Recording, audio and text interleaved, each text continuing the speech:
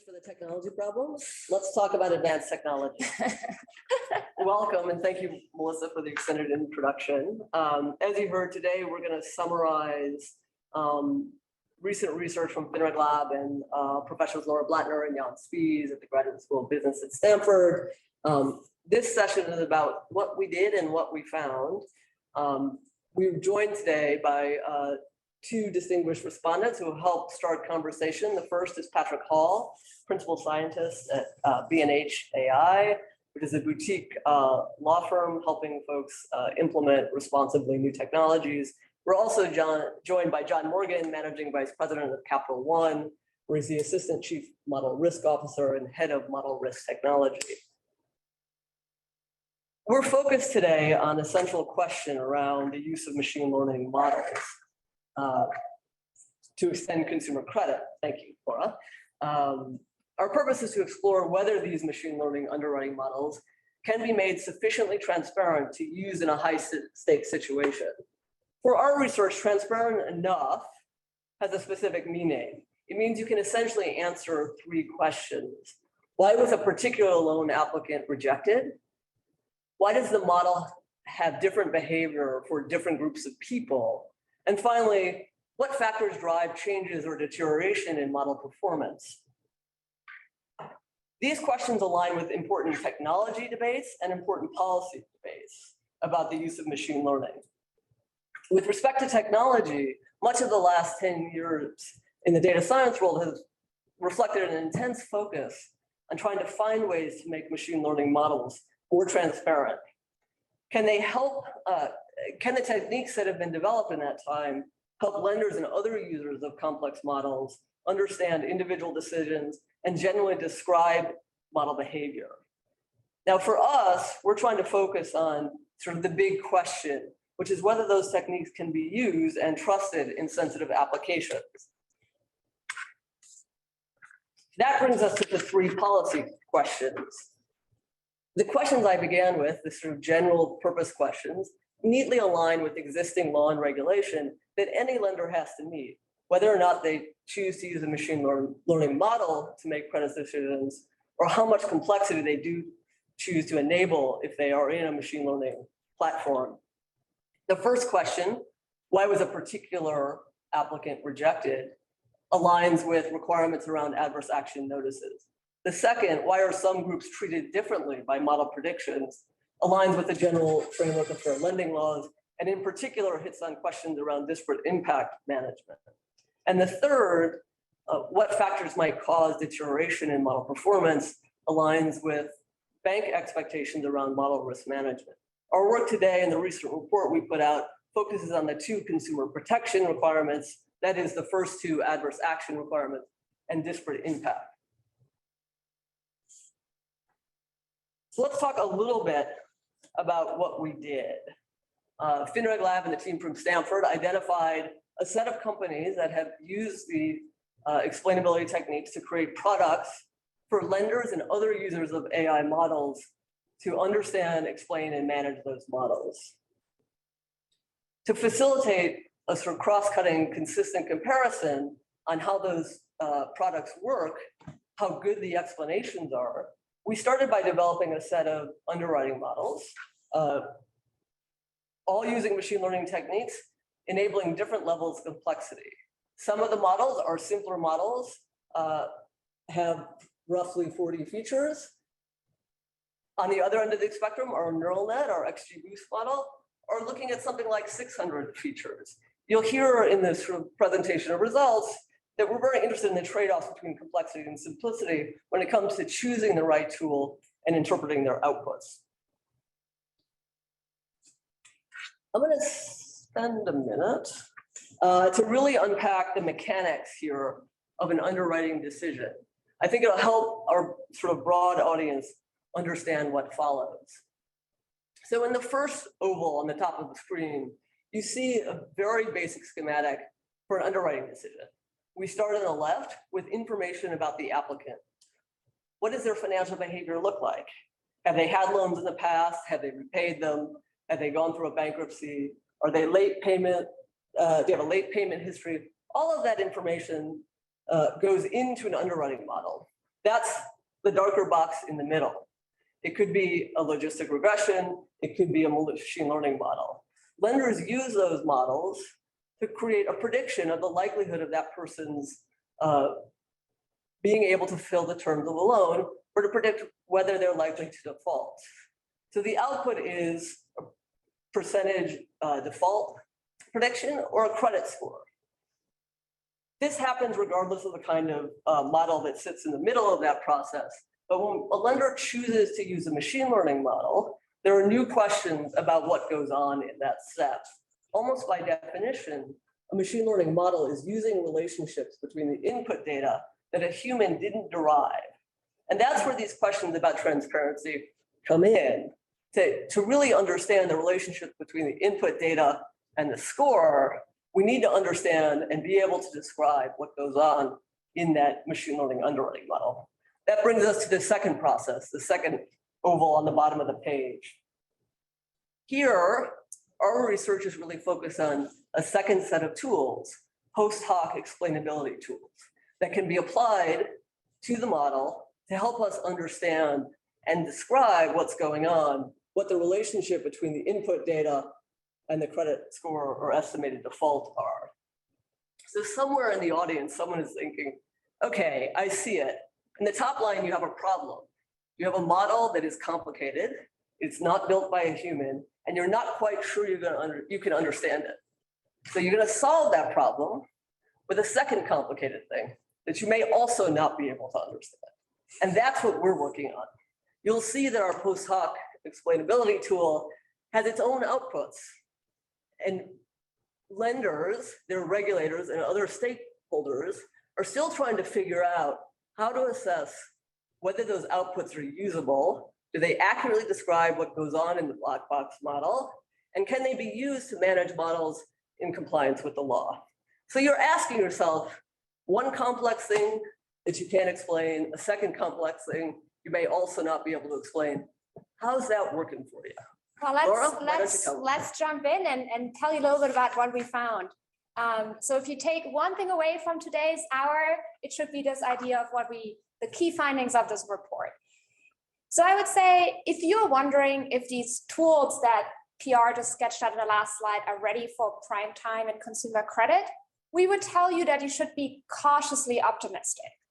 Optimistic because we did find that there were some of the tools that we were looking at that were actually able to generate relevant information about model behavior, about why a specific applicant was rejected, or what was driving disparities the model was exhibiting with regard to a protected class. However, we have to be cautious. And the cautiousness expresses itself in these following 3 points. The first thing is you can't just pick any off-the-shelf method and expect it to work well. So we found that some tools performed well, but not every tool we looked at did. And so it's important to choose the right tool. What's even more important is to choose the right tool for the right task. So you can't expect a tool that explains well why a specific applicant was rejected to also be a good tool to explain or understand what's driving the disparity in a model. The second piece is that you have to think carefully about how we want to interpret the output of these tools. So if I'm asking, what's promoting a healthy lifestyle, to take a non-credit example, it might be that one answer is having a healthy diet.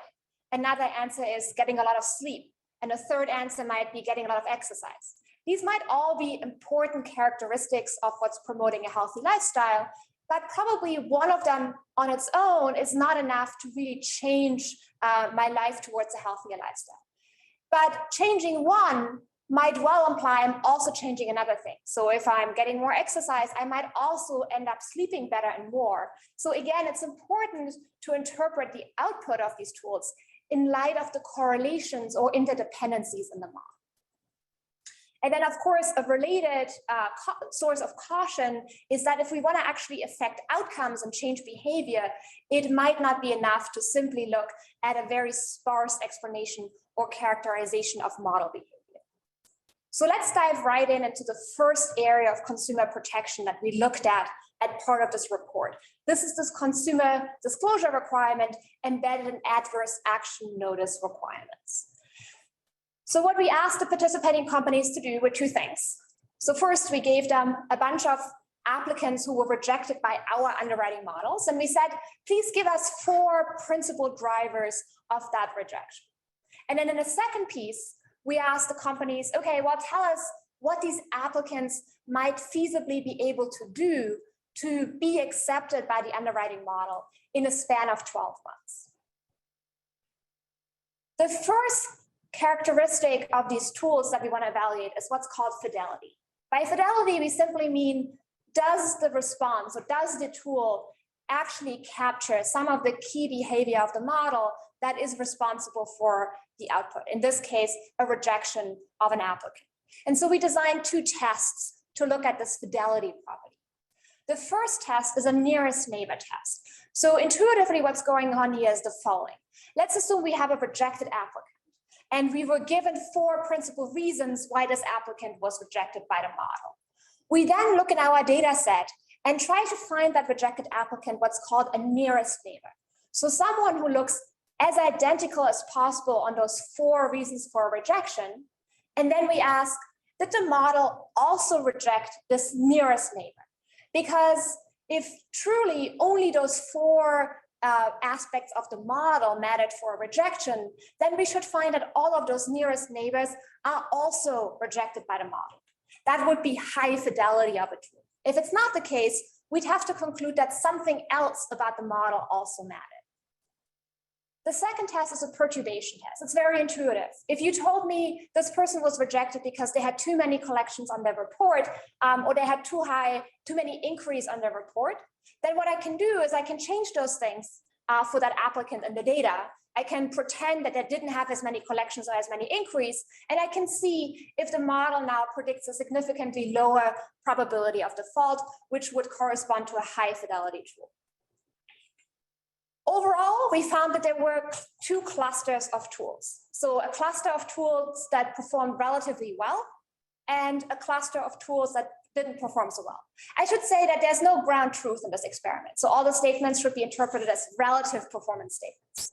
So what we found on this first test, this nearest neighbor test, is that the group of tools that did well actually ended up beating a random benchmark 100% of the time. What does that mean? It means if you just had randomly picked 4 reasons why a model rejected someone and ran the same test, you would find that the 4 reasons that were actually given to us by the participating companies performed better at understanding what was driving the rejection. In contrast to the worst tools, we see that a lot of the neighbors we found for these rejects were in fact accepted, which again corresponds to low fidelity of the tool, and that they weren't always able to beat the random benchmark. Same story on the perturbation test. So the same tools performed well, the same tools didn't perform so well. The tools that performed best were able to again beat a random benchmark 100% of the time, and were able to induce a change in the prediction such that this new hypothetical applicant in fact had a lower probability of default. The second thing we looked at is, for the same person and the same model, did we get the same reasons why this person was rejected from different companies? We call this property consistency. And what we found is that there's a low to moderate amount of consistency. So for the best tools, we found that they tended to agree on, in average, on 2 out of 4 reasons. So they did identify some common information, but they didn't necessarily agree on every single feature. Now, keep in mind, though, that even though they might have identified different features, it could have still been that because these features are in fact correlated, they still identified the same type of underlying information. And then the final test we did, and remember the companies had to fulfill these 2 different tasks. So the second task was about an actionable path to acceptance. We think about this property as usability. Can we provide a rejected applicant with a path towards acceptance? What we found here is that it tended to be a much more challenging task. So even though we found high fidelity on the first task for some of the tools, we found that almost everybody struggled with usability. So what that meant is that in order to get someone to acceptance over a 12-month horizon, these tools had to either suggest a lot of different types of changes So if you look at the bottom of that table for the XGBoost model, which is a fairly complex machine learning model, the response that was able to get the most applicants over the acceptance threshold asked people on average to change over 200 things about them. Alternatively, we find that the responses suggested implausibly large changes. Now, maybe they were asking to decrease your debt balance by 50% over the span of a year, which clearly is outside of the bounds that we typically observe in the data. So the takeaway here is that some, but not all, of the tools we evaluated exhibited high fidelity. So they did seem to capture key portions of the model that were associated with a rejection. But it's really important that you carefully interpret this output in light of correlated features. Consistency is overall low, and usability was a much more challenging task for these tools than the first task that simply asked them to identify key drivers of a rejection. So I'll stop here and give our two respondents a chance to chime in and share some thoughts and questions. I'll go first, or sure, that's fine. That's fine. Okay, so I'm sort of heartened to see the fidelity results. I think that aligns with the sort of an initial thought that there is promise here. But I'm focused on the consistency and the usability in particular. Machine learning has this, I don't know, 60, 70 year academic history now. And I think that if we're not careful, the way that data science and machine learning is practiced, oftentimes we tend to focus too much on lab results. So I'm really focused on these usability results, which makes me think, which makes me wonder about using all these features, right? It's implausible that a credit applicant changes 200 things about themselves to go get a loan.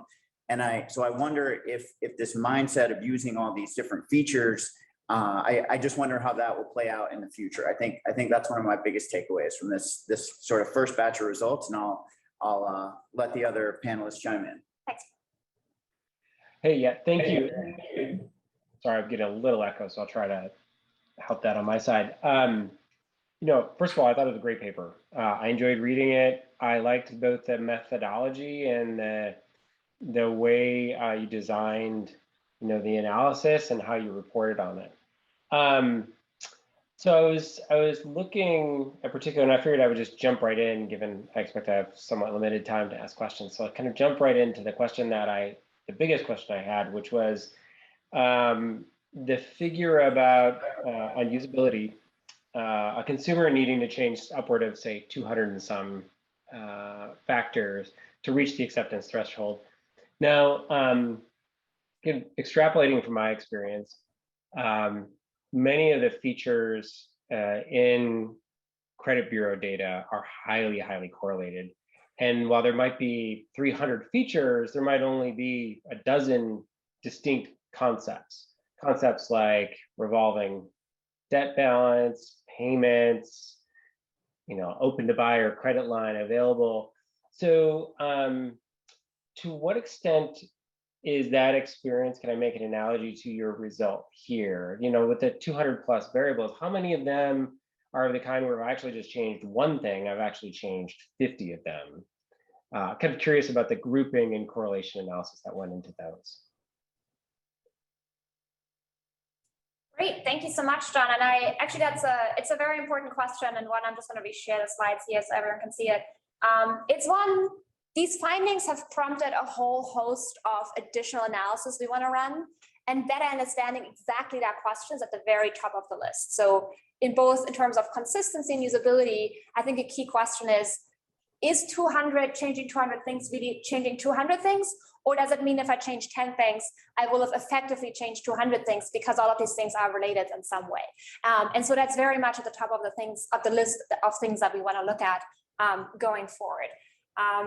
So let me just actually continue and talk about the second risk area that we looked at, which is the area of fair lending and disparate impact, which is one of the other key consumer protection requirements that lenders face in US consumer credit markets. Again, companies had to do two different tasks as part of this disparate impact analysis. So the first thing we asked them is we said, well, here's a bunch of models. Give us 10 drivers or 10 features that are driving disparities of that model. By disparity, I mean the model exhibiting, for example, on average higher default predictions for a racial and ethnic minority group relative to a majority group. So that was the second task. And then the first task. And the second task we asked them to complete was to find what is called a less discriminatory alternative model. So again, the law and the regulation requires you to find and use, if there is one available, a less discriminatory alternative model. And we wanted to see what methods are out there to generate these types of alternatives. Again, the first characteristic we wanted to look at was fidelity. So again, the idea, how well can these 10 drivers that were given to us in fact identify things that seem to be important about the model that actually drive these disparities. So again, we designed two different tests. They're slightly different now than in the adverse action case. So the first test is a reweighting test.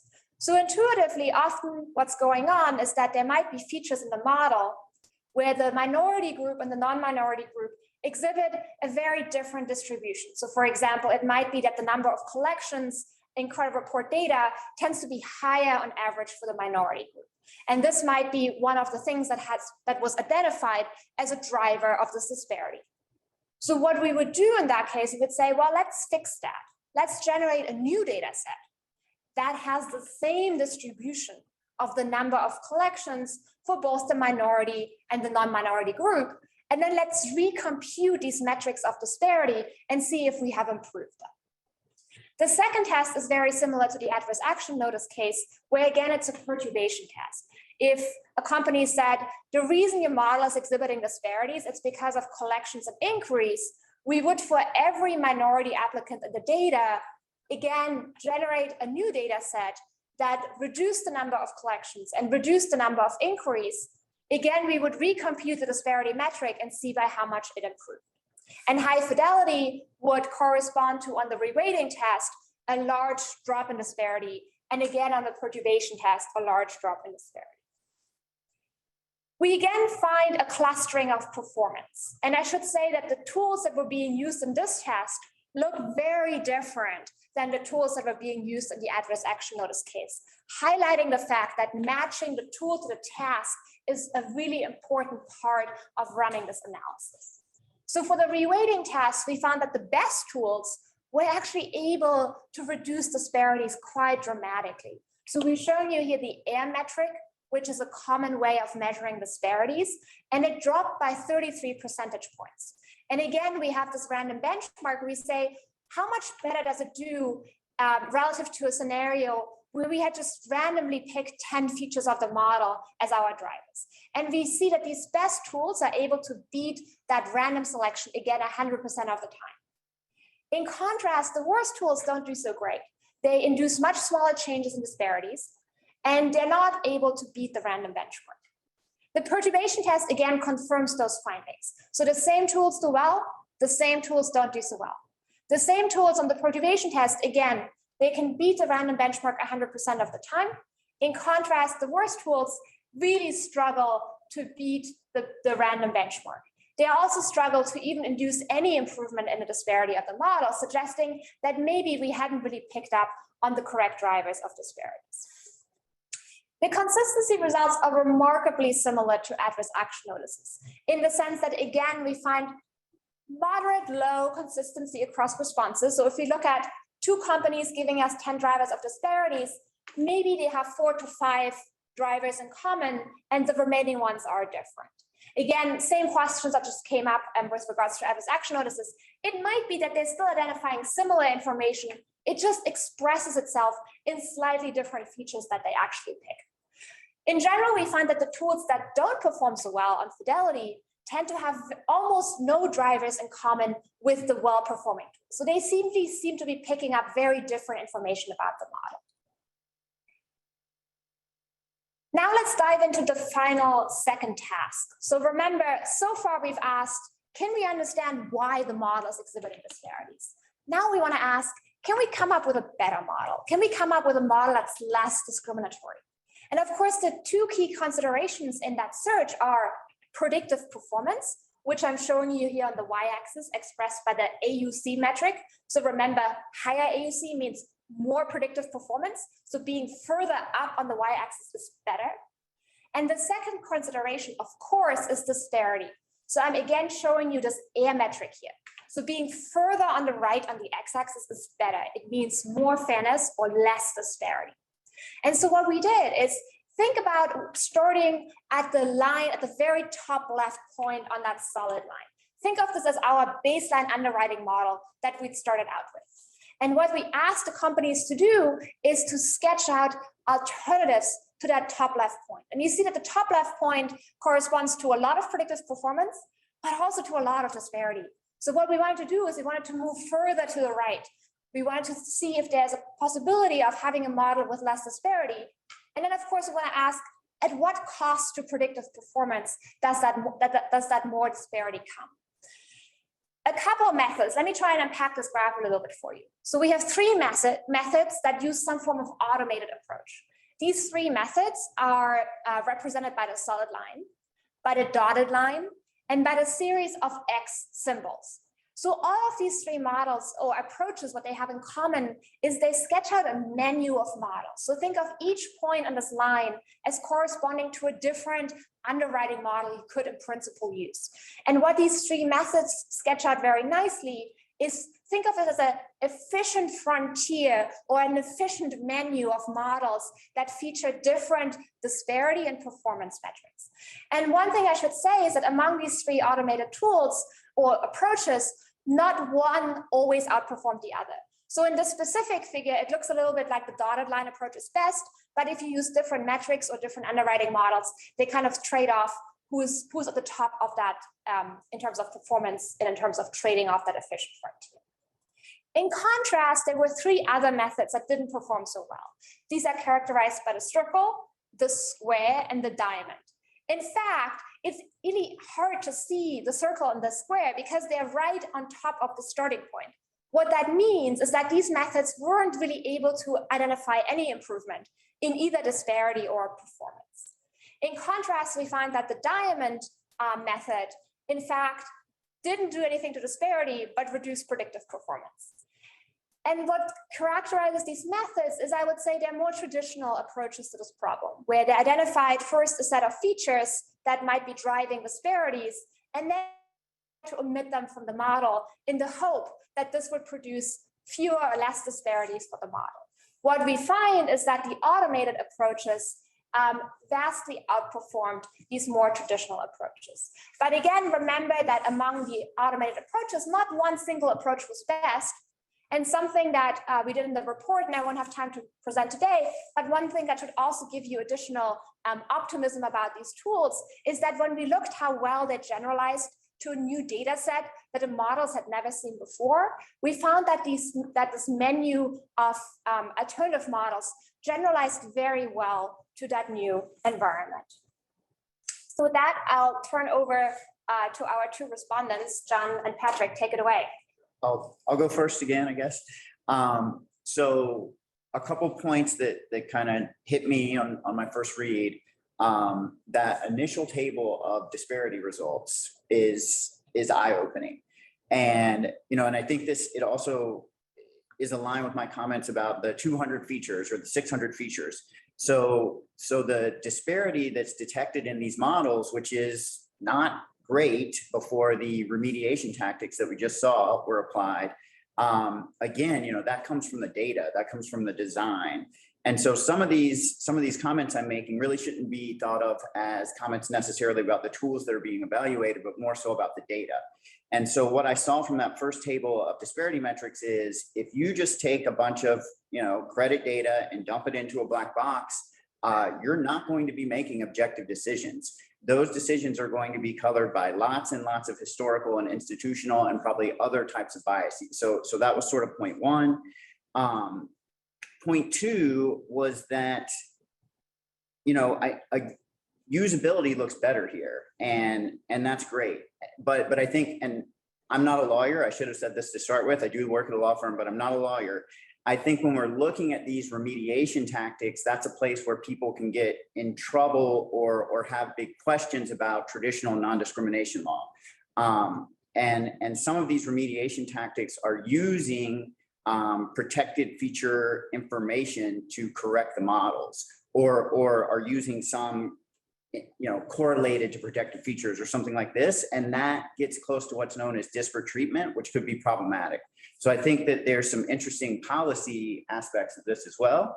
And I'll leave my comments there. Thanks, Patrick.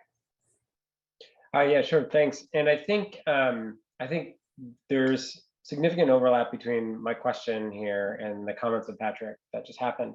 On slide 23, it looks like you've uncovered a kind of constraint, right? That there's a trade-off between accuracy and fairness by some measure.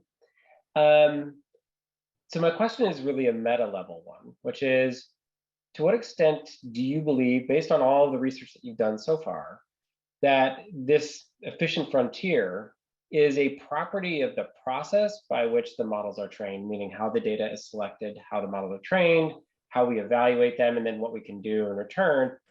Or is it just a property of the world, right? I'm kind of curious what your thoughts are on whether this is a sort of a process issue or there's something sort of intrinsic that we need to manage.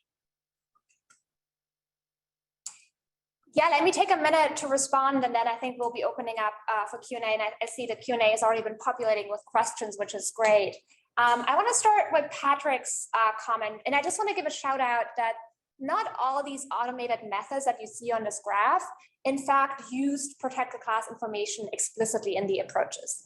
And there was one aspect to the test where we gave these models and approaches a new data set that never seen. And we initially withheld protected class information. So they weren't able to see protected class information on a new data set. And we asked them to perform their methods without having that information. And we still saw that there was a significant ability to come up with this alternative menu. So I think that, to me, is very encouraging as a sign that these automated approaches can be useful even in a scenario where we might not have that protected class information, either because of legal limitations or just because that information was not collected as part of the data construction process. So I do agree with Patrick's point that I think this is a fascinating place where we have to have a policy discussion about how we want to leverage the power of some of these approaches, but we can still get pretty far even if we're constrained in what information is available. And so I want to pick up on John's question. And I think it ties back nicely to what Patrick started with, which was, it's really challenging to build models on top of these credit report data that are, characterized by all sorts of past inequities that show up in, the fact that there might be more delinquencies for one group, or in other work I did, we found that thin file credit reports tend to be much more common among low income and both minority applicants, which makes it challenging for these models. And so I think of these methods as, if we're given flawed data, there's only so much we can do in the model construction process to correct that problem. And these tools are sort of a second best solution to offer some alternatives that mediate some of the disparate impact effects. But I think if we really want to fix some of these challenges, yes, we have to start with the data, and there's no, magic bullet, no magic solution that an algorithm can provide that undoes whatever problems we introduce by virtue of using a particular type of data.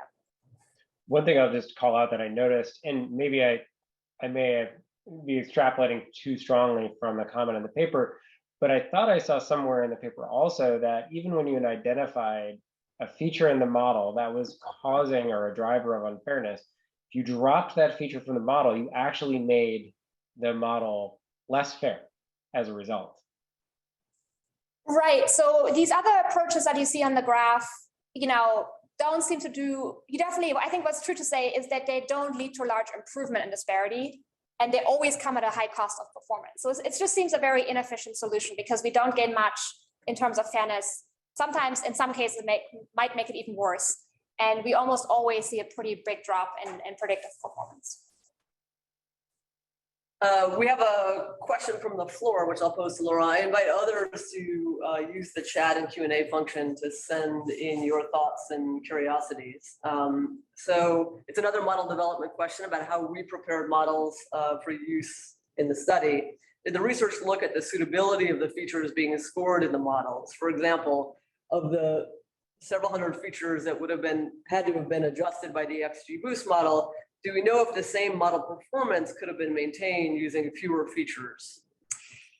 That's a tough question. I mean, everything that got put in the model, I would say, is a pretty standard feature that comes from credit report data and could typically be used in credit scoring. And some of our participating companies also performed disparate treatment analysis on the features. And so there was nothing in there that would have probably raised a huge red flag to anyone working with these models. Now, of course, it is possible that we could have dropped a few features here and there and build an XGBoost model with similar performance. So we did not, build 1,000 models with ranging from 50 to 700 features and kind of saw where we wanted to end up, because the focus in this report isn't so much on building the best underwriting model. We just wanted to build good enough underwriting models. The focus of this research really was on figuring out how well do these tools that we apply to figure out why the model is behaving a certain way, how do these tools perform? That was really the focus of the research. Another from the broader audience relating to your LDA graphs. How significant are the changes shown in the alternative models? Can you give us some sense of what it means to go from 0.87 to 0.85 in AUC, or a similar change in fairness? That is a great question.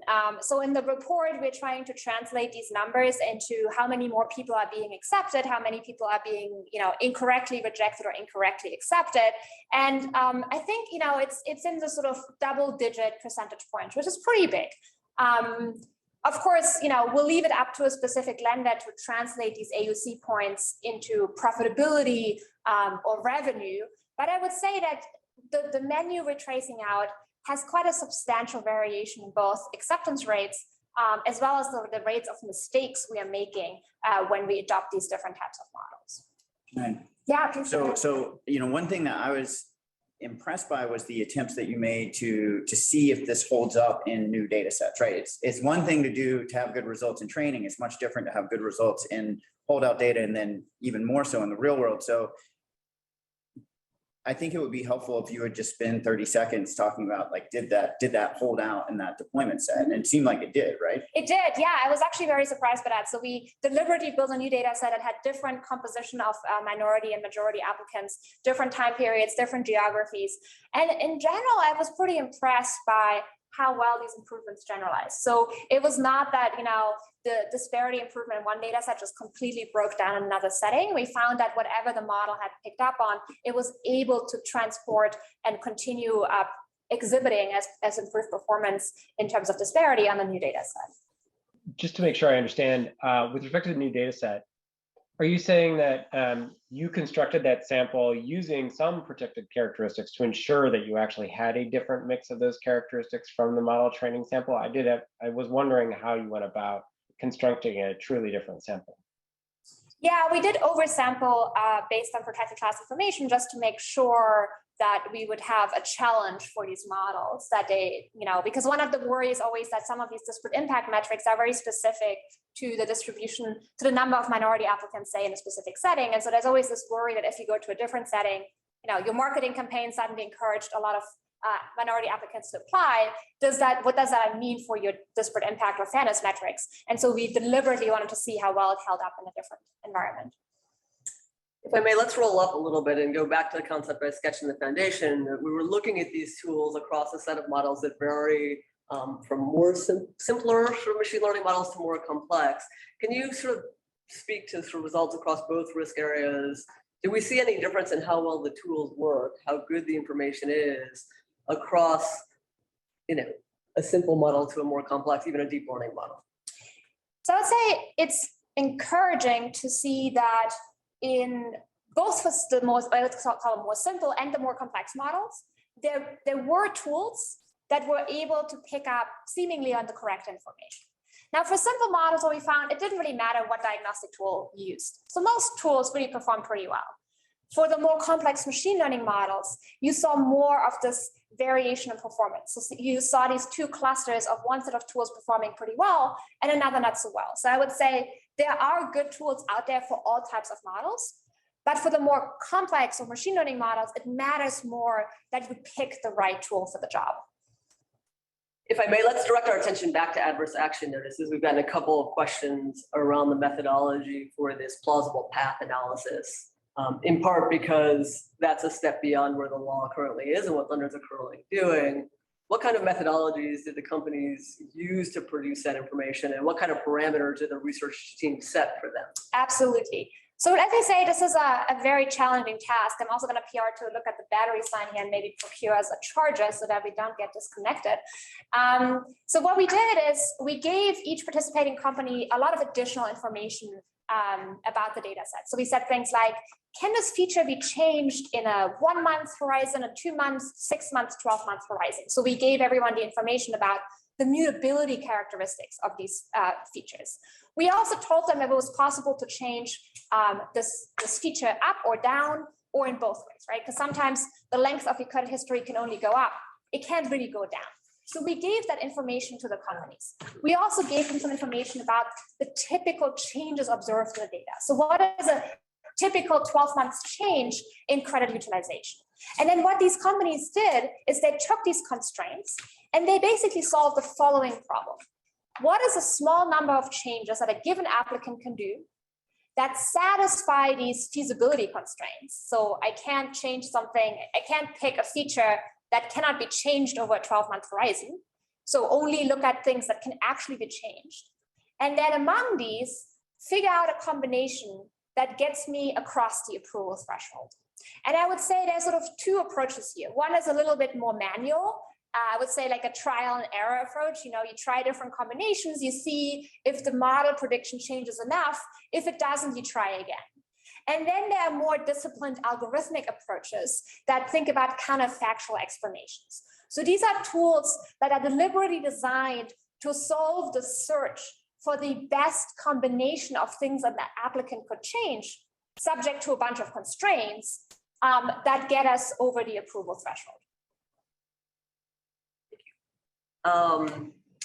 Let's see, what else? Keep the questions pouring in. They're helpful. We're trying to get to them all. Let's go back to fairness. This is my favorite question. Laura, how is fairness defined? So first of all, there's no single definition of fairness. So there's a bunch of different metrics we can use. They fall into three broad categories. The first category is about the predictions of the model. So this would look at something like statistical parity, where we ask, does the model on average predict higher default rates for the minority group versus the majority group? That would be a definition of statistical parity that looks only at the predictions of the model. The second group of definitions is about decisions associated with the model. For example, this AIR metric that you might have been seeing on the slides thinks about the ratio of acceptance rates for the minority group relative to the majority group. And then there's what I would call hybrid metrics. So one thing we could look at, for example, is the model equally predictive for the minority group and the majority group? So we could be comparing, say, the AUC metrics for different groups. So we looked at various of these metrics, and what's always true when you do that is that there's often not a single model that wins across all different metrics. So there are trade-offs that you face with regards to different fairness metrics. Thank you. Yeah, Patrick. Just really quickly, I'll say that it's important to recognize that we're measuring these sort of lab or statistical measurements of fairness or bias. And a lot can happen between when we measure that on test data and when the model gets deployed. And I think that, you know, again, that's not, that was not the focus of this research, but I think it's a caveat that always has to be mentioned in these fairness discussions. Absolutely, yeah. Another question about sort of fairness-related methodologies. Did the study look at or have any insight around using sample weights or class weights to compensate for fairness imbalances in that sort of LDA analysis? Absolutely. One of the approaches did exactly that. And unfortunately, this is one of the points that didn't move us very far or at all. I think that there are probably approaches that are a little bit more, so the weights that were used in this approach were pretty simple. It was sort of a sort of straightforward first pass. I think there are more complicated approaches to the score rating technique that could be more promising. But what we found with the response that was submitted using the score rating approach, that unfortunately it didn't do very well in coming up with better, less discriminatory alternative models. In the same sort of neighborhood, when you look at that menu of model adjustments, can you speak more to what exactly is being dialed in as you move along the frontier? Oh, that's a wonderful question. So think about us solving an optimization problem, right? As we do in machine learning, we basically ask the computer to find us a model that optimizes predictive performance. So that's got us a model at this very top left. But we can also ask the computer to solve a joint optimization problem where we ask the computer to solve a model with high predictive performance, but a model that also has less disparate impact or less disparity, right? So we put a second thing to optimize for into the computer's optimization function. And as we put more and more weight on that second piece, on the please give me model with less disparity, we're starting to see this curve. So think of this as kind of putting another thing in the optimization function or into the equation. And as we vary the weight on that second piece, we're going to start seeing these models that are tracing out that frontier. Some do feature selection though, right? Yes, Okay. but those wouldn't be along those frontiers. Okay. So I mean, I have a thought there on, to me, that gets to design thinking, right? Like we should be thinking about designing these models for both improve fairness and improve accuracy. And when you use a dual optimization approach like that, or you use, like a genetic algorithm that goes looking for better features, that's really getting to design thinking. And I think that's really important. And I just wonder if we would have seen better consistency on the adverse action notice side had the models been more strictly designed for credit lending purposes. But I want to say, I think that the models as designed really speak to a very broad swath of the data science community. Like this is how a lot of people are building models. And so the results are very valuable because of that. I just think we might've seen better consistency on the adverse action notice side had we used less features perhaps and sort of targeted the models more for credit lending, but I'll stop there. Encourage again, everyone to send in more questions. We've run through, I think, many of the ones that come in to date. I can add one in here. Please. So, and I'll confess I'm dramatically oversimplifying here. But one thing I noticed about your results is that, at least from a usability angle, you had a number of concerns about the complex models when it came to the adverse action notices. However, when it came to fairness and accuracy, the complex models seem to generally outperform. So how are you thinking about reconciling these seemingly two opposing results where they seem to be doing better than others in one case and worse than others in another case that are both pretty intimately related? Challenging question to finish off.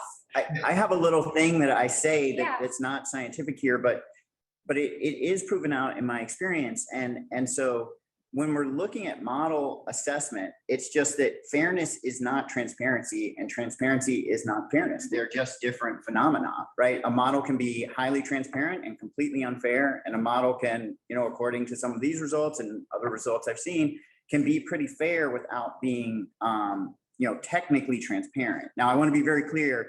I think for a business process to be fair, the business process has to be transparent. But when we're just talking about the models, and we saw this in some work with NIST as well, there's a divide between technical measurements of fairness and technical measurements of transparency. They don't necessarily have to go together. Right. And we see this more as a call for action, that there is promise in these more complex models to achieve both better predictive performance and less disparity.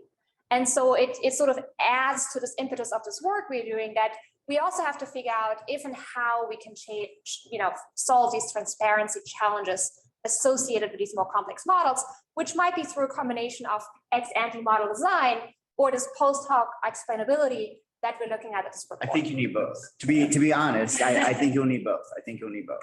There's also, from a compliance perspective, an overhang of fair lending compliance as we've always done it, which is very much looking at individual sort of variables and features and trying to assess their contribution. And when you find those drivers of disparities, to transform them to try to reduce the impact on creating them. And if you can't do that, you drop them out altogether. That process may no longer make sense in a machine learning world. You can't manage as many variables. And as our results suggest, you're not going to produce the same kind of reduction disparities that you need. And we also have machine learning native techniques that may do a lot better from the outset. That doesn't mean transparency is totally irrelevant to fairness. I can still imagine a world where lenders want to have some ability to do qualitative feature reviews. There are features in a model that may not cause impermissible disparate impacts and lead to legal violations that you nevertheless want to know are in there and may choose not to use for reputational or other reasons. Well, yeah, and I want to be clear, if I'm building a high materiality model, I want it to be transparent. It's just an interesting thing that I think your research and other research has pointed out.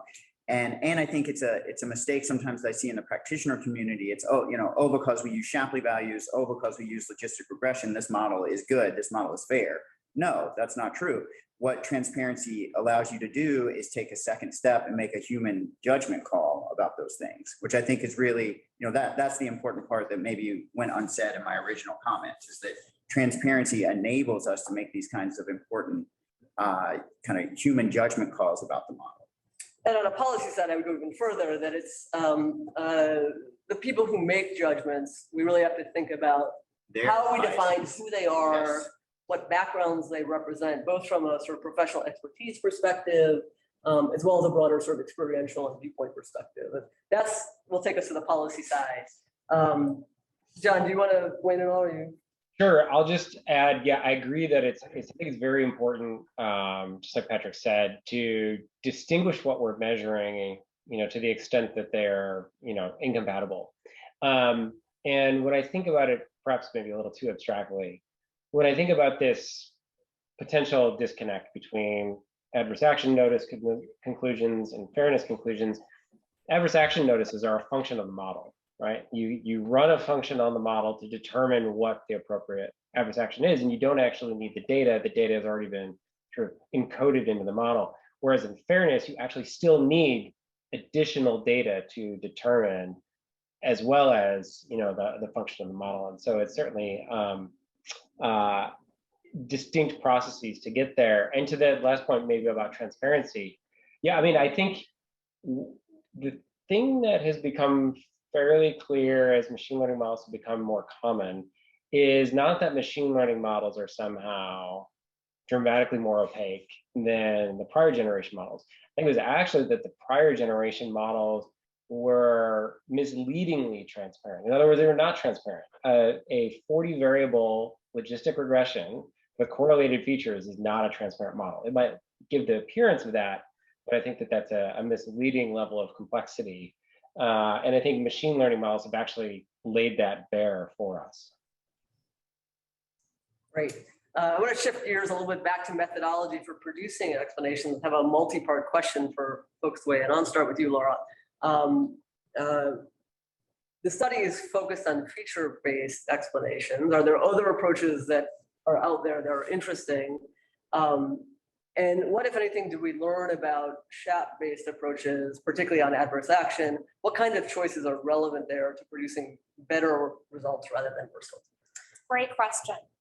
Yes, there are definitely other approaches. So one approach you might imagine is that you're trying to explain why a model treated a certain person a certain way by virtue of finding other people that were identically treated by the model, right? So I'm going to explain what the model is doing for you, not with respect to a few features, but with respect to finding you other applicants that the model seemed to think are like you.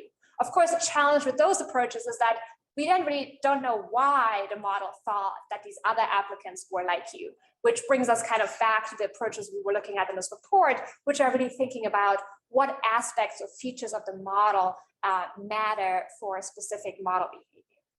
Now, I think in terms of SHAP, not to get too technical at the end here, but I think generally what you see are things like, what is the reference distribution? How many observations do you sample? Because in the end, it's an approximation, right? So you have to make some choices to make the mathematical problem manageable. And of course, there's also things about, when you figure out which ones are the most important features, do you sort by the absolute value of feature importance or by the raw or not absolute value? So there are some choices, and we found that even responses that were saying they were using pretty much the same approach still came up with slightly different responses, which suggests that some of these micro choices actually might matter quite a bit when it comes to identifying these features.